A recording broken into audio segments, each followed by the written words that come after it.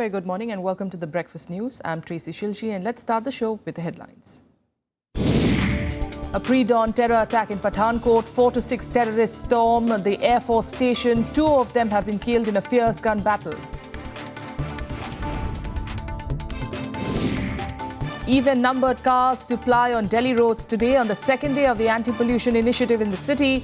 203 people were challaned on the first day for violating norms. Looking back at 2015, we take you through the foreign policy challenges and how the stock markets performed. And a massive manhunt is launched in Tel Aviv after a gunman opens fire on a pub. 2 people are killed and 7 reportedly injured.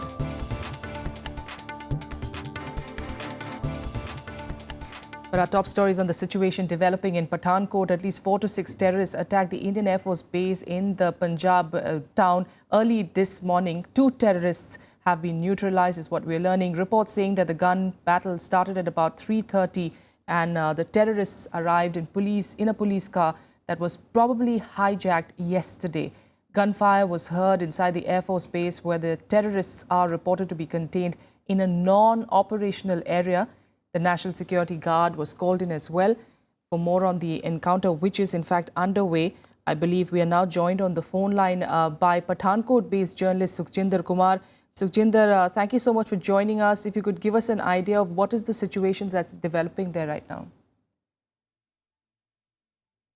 All right, we'll try and get through Sukhjinder in just a short while. Remember, he's been getting us updates on what eventually has been happening there. These are, of course, visuals that were of earlier this morning at pre-dawn, the strike that took place of 4 to 6 terrorists is what we're learning, and sources in fact saying that they may be perhaps of the Jaish-e-Mohammed. They came and stormed into the Air Force base at Pathankot. Remember, this is a forward base and you also have these MiG-29 aircraft and helicopters that are of course stationed there. Perhaps the idea was to destroy military base, the Air Force base, and of course, to create a sort of panic that we are seeing, of course, now in Punjab, seen to be as the next point really of the terrorists to be attacking. The attack comes about 6 months after what we saw in Gurdaspur, that too a brazen attack.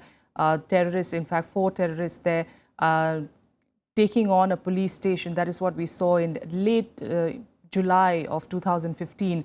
And this attack coming right after that, 6 months on.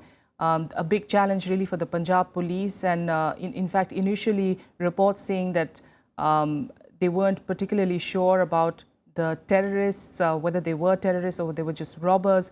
However, once the National Security Guards were called in, it pretty much got confirmed that this was a situation that was way more grave than what they had anticipated. The terrorists coming in at about, charging into the Air Force base at about 3:30 this morning is what we've learned so far. 2 of them have been neutralized and we are still not sure about the exact amount of terrorists who actually stormed the Air Force base. But there have been confirmation that 2 of those terrorists have been neutralized. For our viewers who are just joining us at the moment, we'd like to give you an update of the situation that's developing in Pathankot. What they're of course seeing is of course visuals of early this morning when at least 4 to 6 terrorists attacked the Indian Air Force base in the Punjab town early this morning. 2 of those terrorists have been neutralized, is what we are learning. Reports saying that the gun battle started about 3:30 this morning and the terrorists actually arrived in a police car that was probably hijacked yesterday. All right, for more on the developing situation, we're joined by we'll be joined by retired Air Commodore Prashant Dikshit, who's also a defense analyst, joining us on the phone line. Sir, if you could give us an idea really on the importance or the significance of the fact that the terrorists are attacking this particular Air Force base, how close it is to the border, and how crucial it is for even the Indian Air Force. It's a forward base, isn't it? Yeah, it's a very important base. One of the most important bases of the Indian Air Force is at Pathankot, and that's actually, in my view, there is really on the border. Border is about a few kilometers from there. Secondly, the access to that place would take place. But we would recall that some time back, there were attacks in Punjab where the people had come right deeper into it. This was a few months ago. I'm afraid I'm not able to place the name of the place. Therefore, what I feel is that these people are practicing attacking parts of Punjab, which are, and perhaps Himachal, which are bordering the Pakistan. And this is near the tri-junction. And I believe that we ought to have, there was a warning, I'm told, your channel informed a little back that you had warned, then some steps should have been taken on the border itself. Absolutely. And so the attack that you're talking about taking place about 6 months back, at least the latest one that took place in Punjab, and that was in Gurdaspur when these terrorists, they attacked a police station in Dinanagar, and that's perhaps the one you're talking about. But, you know, the very fact that you yourself are pointing out that Punjab is now turning out to be the next focal point of terrorists, how much of a concern would that be for the government, also for the state police? Oh, we must sit up and immediately take notice, quite simply, because till now the emphasis was on Jammu and Kashmir, which was in the views of the terrorists in Punjab has not been resolved. Terrorists in Pakistan, the issue has not been resolved, and therefore Jaish-e-Mohammed and others were active in Jammu and Kashmir.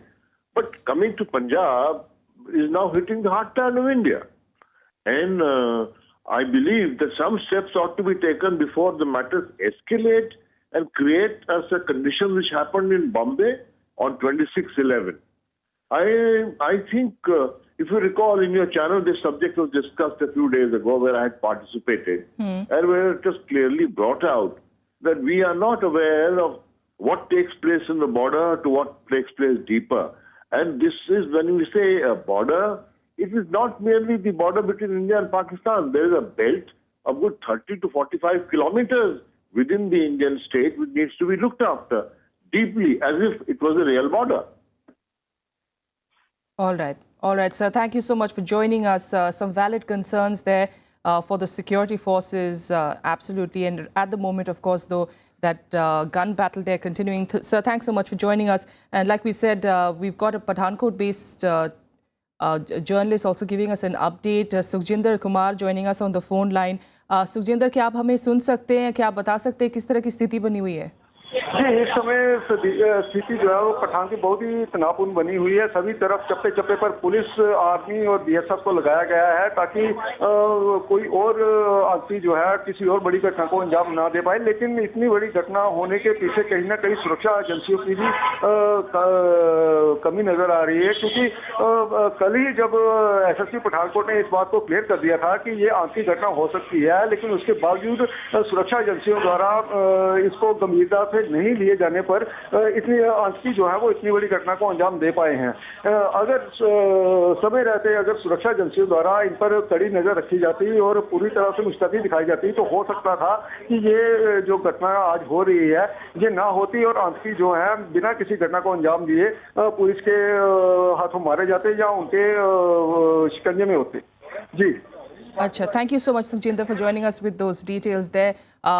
Just like to tell our viewers that the SSP's car was in fact hijacked yesterday by these particular terrorists, and he was being abducted as well, but he of course fled from the situation. He did come and alert the police officials, but clearly no one paid heed to what he had to say, and that is of course a big lapse that everyone's talking about. An official report of course is still awaited. We still don't know the amount of terrorists who are of course holed up in that Air Force base. We'll keep an eye out on that. On to more news, and today is day 2 of the Delhi government's ambitious measure to curb pollution, the odd-even formula for private vehicles. More than 200 people were challaned on Friday for violations on the first day of its implementation in the national capital. But Chief Minister Arvind Kejriwal expressed satisfaction at the public response.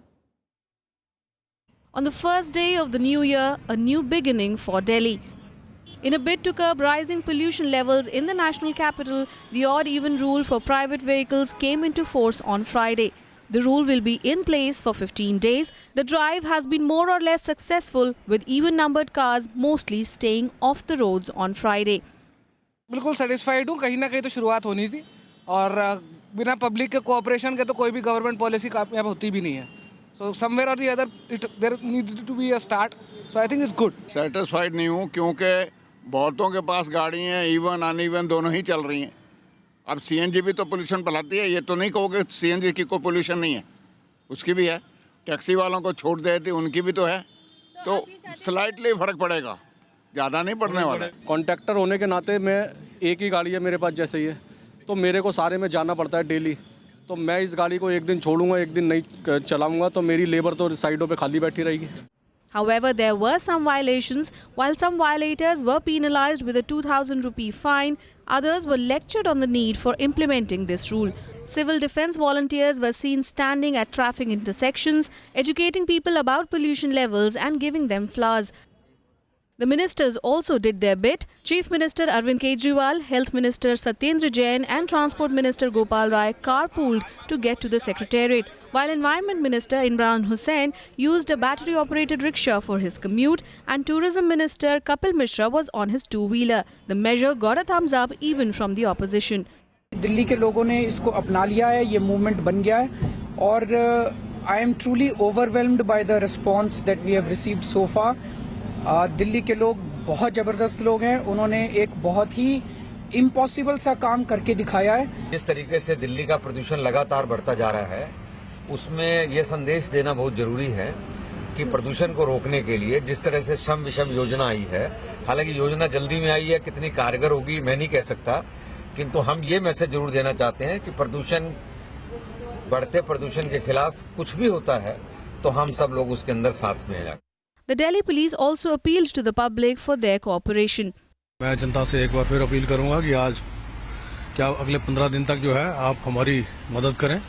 Under the odd-even formula, private cars with an odd number plate can run on odd dates and those with even numbers on even dates. There are several exemptions to the rule, including emergency vehicles and single women drivers. There are no such restrictions on Sunday. Anu Devan's report for Rajya Sabha TV. In other news, Prime Minister Narendra Modi will leave for a two-day visit to Karnataka today. He is scheduled to inaugurate the 103rd session of the Indian Science Congress in Mysuru. Modi will also inaugurate a new hospital at the Shri Avadut Datta Peetham of Shri Ganapati Sachidanand Swamiji. He will also take part in the centenary celebrations of the Jagat Guru of the Shri Suttur Mutt. On Sunday, the Prime Minister will also inaugurate the Indian Science Congress and lay the foundation stone for a new helicopter manufacturing unit of the Hindustan Aeronautics Limited at Nittur. The Jammu and Kashmir High Court has stayed its earlier order allowing the state government to use both the tricolour as well as the state flags on official buildings and vehicles. A petition was moved by the National Secretary of BJP, Farooq Khan, before a division bench, challenging the earlier order by the single bench. The order had directed the state government to hoist the state flag at par with the national flag atop official buildings and vehicles. Underscoring the importance of the state flag, the court said that Jammu and Kashmir is the only state in the union that has its own flag adopted by the Constituent Assembly and provided in its constitution. Opposition NC and other parties allege that the BJP is trying to impose its nationalist agenda on a state with special status. Hearing the arguments for a long time, the division bench finally stayed the judgment of single bench. No, that judgment includes the reference to the state flag. That also includes the reference to the Sadr Riyasat. एक ऐसा मामला है जो अभी भी एक division bench में Jammu Kashmir high court के न्याय अभी भी विचाराधीन है। हम ये कहेंगे कि जब तक उस पर कोई निर्णय नहीं आ जाता अदालत का, सब जुडिस मामले पर टिप्पणी करना उचित नहीं होगा। By the provision of the Constitution of Jammu and Kashmir, the state has its own flag. Its honor and dignity has to be maintained. It is our identity, and we shall protect that identity of ours. Suspended BJP MP Kirti Azad on Friday replied to the notice sent by the Bharatiya Janata Party and dismissed the allegations levelled against him. In his reply, Azad has sent 4 CDs, including the CD of the press conference he conducted on the DDCA scam and given papers related to corruption in the DDCA. In a 3-page reply, he has dismissed all the allegations levelled against him. He has also written that it was wrong on the part of the party to act against him because of the DDCA, as it is a different organisation and has nothing to do with the BJP. The BJP had on Thursday issued a show-cause notice to the Darbhanga MP, asking him to explain within 10 days why he should not be expelled from the party after he targeted Finance Minister Arun Jaitley and BCCI Secretary Anurag Thakur over alleged irregularities in the DDCA. उसका जवाब देके गए हैं। अब उसको आगे देखते हैं, अनुशासन समिति उसको देखेगी और जैसा होगा आगे उसमें निर्णय होगा। Kirti Azad has spoken against some institution or against some persons who are indulging in corrupt practices, and therefore he is only obeying to what was the fundamental issue in the manifesto of Bharatiya Janata Party. With a quick break here, we'll be back with more news. Stay with us.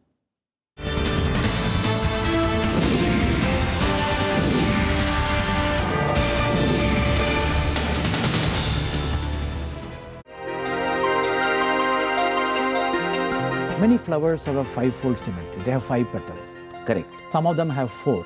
Some of them have 6. I want to understand why this is happening or how this is happening. Last 50 years, 60 years, people have been working on it. Still the answer is not no. I want to use my mathematics, physics, chemistry to understand the origin of symmetry in the flowers.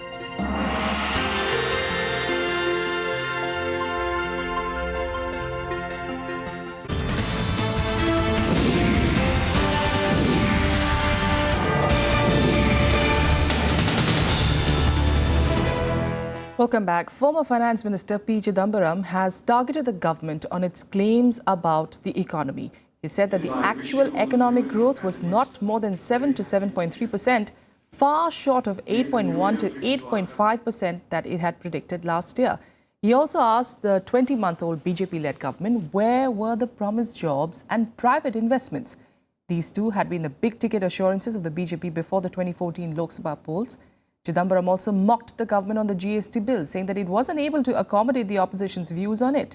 His comments came a day after Prime Minister Modi criticized the Congress party for disrupting parliament proceedings. The Indian economy is like a car running on 2 wheels. Corporate balance sheets are stressed.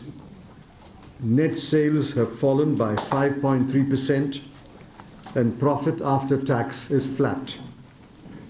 Non-food credit growth at 8.3% is the slowest in 20 years. The economy is stuck in a groove. The government has not been able to find a way to accommodate the views of the opposition and pass the GST bill. I'm afraid the government is only to blame itself and its stubborn and unbending attitude. Well, in 2015, Prime Minister Narendra Modi embarked on an almost personal initiative to reach out to the heads of government of the world over. In over 18 months as Prime Minister, Modi has made 37 foreign trips. But by the onset of 2016, the major challenge for the government is realizing promises and implementing commitments. Prime Minister Narendra Modi might have begun his tenure on a promising note when he invited the heads of all neighbouring countries for his oath-taking ceremony, but things are not on the right track as far as bilateral ties with these countries are concerned. Even as the focus last year was on India's Act East policy, the Prime Minister will have to give a fresh impetus to resolving issues with Maldives, Myanmar and Nepal in particular. With Maldives, recent events point to a more intensive engagement in future. In respect of Myanmar, we are preparing for a political transition, confident that India's interests are recognized by all parties. Whether the government says that it's the Madhisis doing the blockade and not allowing Indian goods in, or the Nepalese saying that India is doing the blockade, either way, many Nepalese civilians are suffering. Anti-Indianism is rising. The NDA has invested a major part of its diplomatic energy in getting FDI into the country. This has been aimed at strengthening the economy and infrastructure along with the Make in India campaign. The challenge in 2016 will be to get those funds released and increasing the confidence of foreign investors. Spreading the message of easier to do business is one of our major goals. So too is the involvement of CEOs in this effort. The results are already beginning to make themselves felt. At the international level, reforms in the United Nations Security Council will be a major milestone for Indian foreign policy.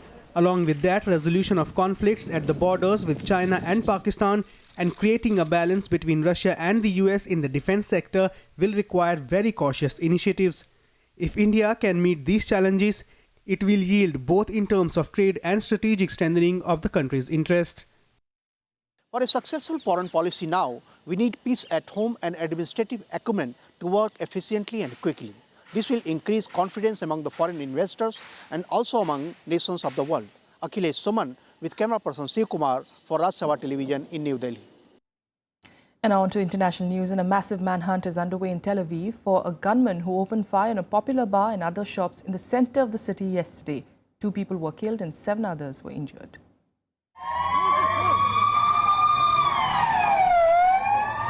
Police sirens blaring in Israel's commercial capital. In a massive manhunt, roads around the site of the attack and the central bus station were sealed off.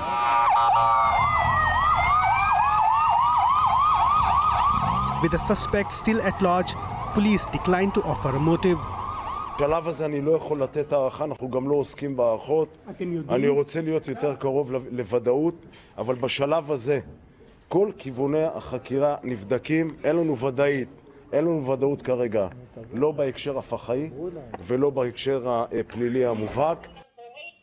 The attacker, who in video footage appeared to be dressed in black and wearing glasses, fled after opening fire on a cafe, killing 2 people. At least 7 others were injured. הפצועים חלקם היו בתוך הפאב בפנים, 3 מהם שכבו כשהם מחוסרי הכרה, ושאר הפצועים היו על המדרכה.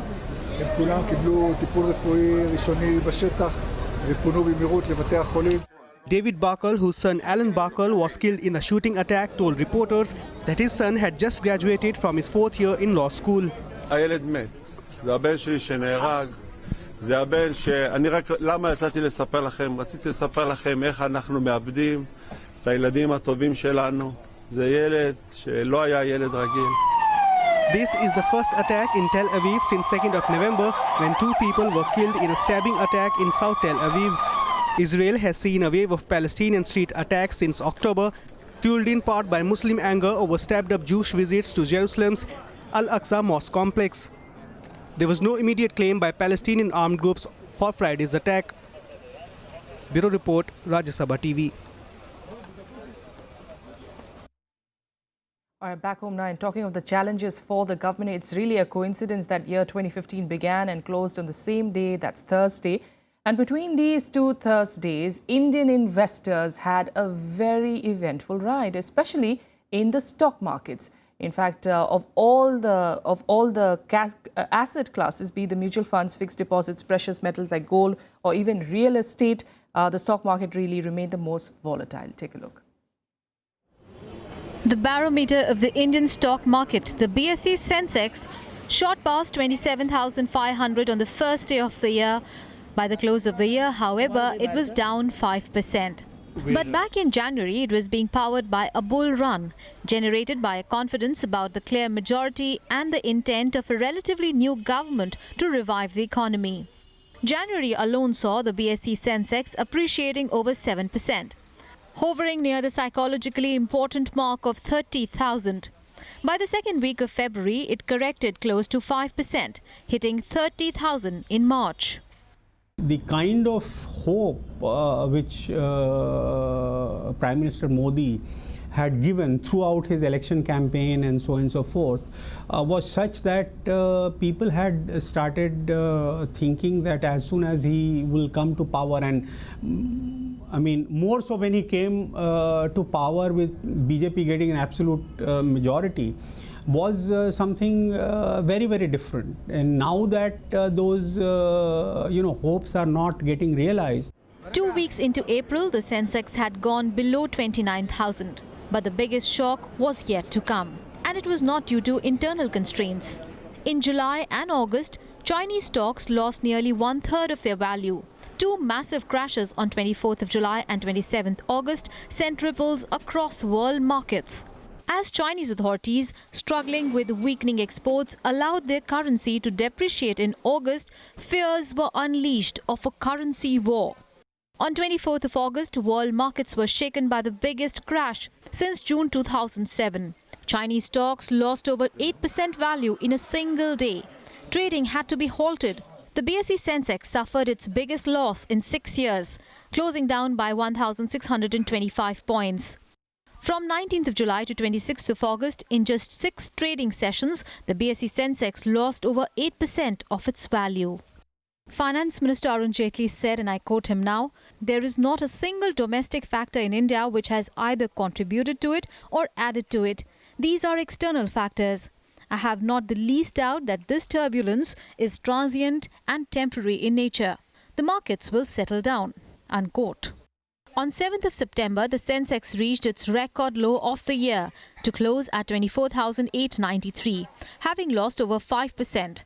Stocks started recovering in the festival of October, but declined through most of November and even in the first half of December. The silver lining, however, was that India withstood the impact of an interest hike by the US Fed that was projected to result in withdrawal of foreign investments. We're really well cushioned on the macroeconomic side, so inflation is coming down. Our fiscal deficit situation is very good. External situation is also robust. So I think that for all these reasons, I think the impact on India should be relatively minimal. Yeah. Volatile market, low commodity prices forced the government to defer investment of Coal India and other public sector undertakings. The finance minister set a target of getting 69,500 crore by diluting stocks of government companies like NALCO, NMDC, Oil India Limited, NTPC, BHEL, ONGC and Coal India. But it managed to get only 12,500 crore by selling its stake in Power Finance Corp, Rural Electrification Corp and Indian Oil, amounting to just 18% of the year's target. This is Krishna Tripathi report for Rajya Sabha TV. And now let's get you some international news updates in World Wrap. 2 police officers, a soldier and 12 Kurdistan Workers' Party fighters were killed in Turkey's southeast region. The incident took place in the space of 48 hours in operations to push back the militant group. The government tanks could be seen firing on buildings thought to be holding the PKK separatists. The Taliban has claimed responsibility for a suicide attack that took place on Friday at a restaurant in Kabul. At least 3 people were killed and 15 injured in a blast in a restaurant Le Jardin, which is famous among foreigners and Afghan officials. German police lifted an alert of imminent attack in Munich hours after evacuating 2 key train stations over fears that militants were planning a New Year suicide bomb assault. German officials have said that they tipped off about a plot by the Islamic State group to strike at the southern German city shortly before midnight. European capitals have been on high alert over fears that assaults could happen over the Christmas and New Year holidays. The UN's envoy for Libya held talks in Tripoli on Friday, seeking to encourage the administration there to commit to a national unity government that would end years of bloodshed. Libya has been in chaos since 2011 after the ouster of longtime dictator Muammar Gaddafi and now has 2 governments and parliaments. Natalie Cole, Grammy Award-winning singer and daughter of Nat King Cole, died at the age of 65. Natalie's family said that Cole died on Thursday night at a hospital in Los Angeles from ongoing health issues. She worked in the R&B, soul and pop genres and reportedly died from congestive heart failure following complications from a key transplant and hepatitis C diagnosed in 2008.